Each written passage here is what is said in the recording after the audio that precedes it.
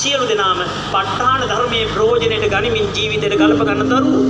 ඉතින් මතක තියාගන්න මේ තරුණද බාලද මහලුද නෑ නිවනට උපකාර වෙනවා නම් හරිනම් රසය තේරෙනවා නම් ඇත්ත වැටහෙනවා නම් කිසි කෙනෙක් මේ ධර්මයෙන් ඈත් වෙන්නේ නෑ මගේ අම්මා අප්පච්චි. ඒ අපේ නායක හාමුදුරනේ ලස්සන ධර්ම පරයායක් විචිත්තං අතිගම්භීරං අතිශයින් ශ්‍රේෂ්ඨයි.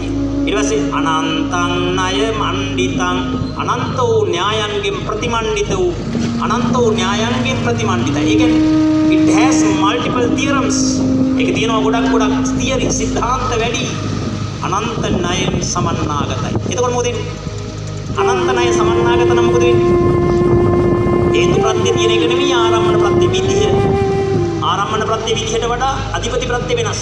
ඒ වගේම හේතු ප්‍රත්‍ය විසර්ජනාවාර 9යි. එකකට වඩා දෙක වෙනස්. දෙකට වඩා තුන වෙනස්. තුනට වඩා හතර වෙනස්.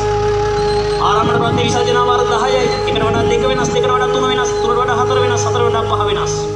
ඊමත්නි මේ විදිය පුදුම වෙනස්කම් තිබෙන පරයායන් රසක් පින්වත් අපේ නායක හාමුදුරුවනි මේ ප ဋ ාණ දේශනා අභිධර්ම දේශනා ඉගෙන ගන්න කාලේ මම අකුරැස්ස ආරණ්‍ය සේනාසනේ අවසරයි ඉලුගේගමේ අත්තද සිරපු ස්වාමීන් වහන්සේ යටතේ අවසරයි දිනියායේ උපසම ස්වාමීන් වහන්සේ යටතේ මේ ධර්මයේ අධ්‍යයනය කරන කාලේ අපේ පින්වත්